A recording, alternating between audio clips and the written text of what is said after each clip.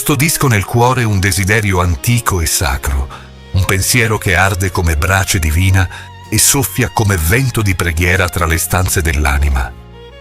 Desidero, con la forza mite di chi spera e di chi ama, che se un giorno si compisse di nuovo l'epifania di Dio, essa non sia più segnata dal sangue e dal dolore della croce, ma si riveli come una nascita di luce, una danza liberatrice e un canto di gioia pura che si effonde sul mondo come aurora senza tramonto.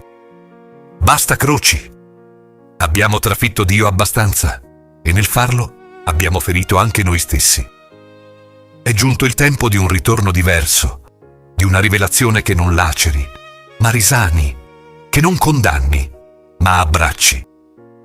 Io sogno la venuta di Dio come una danza cosmica d'amore, dove ogni particella dell'essere si fa suono, colore, respiro del divino.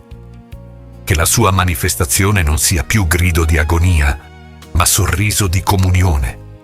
Un incontro festoso tra cielo e terra, in cui la speranza prende corpo e la gioia diventa sacramento. Immagino l'umanità intera come un coro di anime che, invece di portare il peso del patibolo, si libra leggera nella danza della grazia, partecipando a un'estasi in cui l'umano e il divino si confondono, come gocce di luce nell'oceano dell'essere.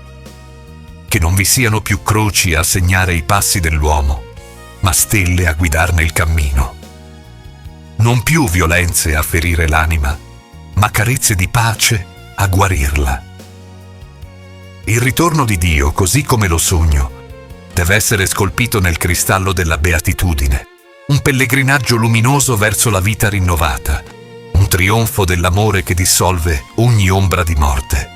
Questa è la mia invocazione, la mia preghiera senza tempio, che il divino torni non come giudice, ma come compagno di danza, che la sua gloria sia un sorriso che risveglia e che la gioia, infine, diventi l'unica croce che ci unisce e ci redime.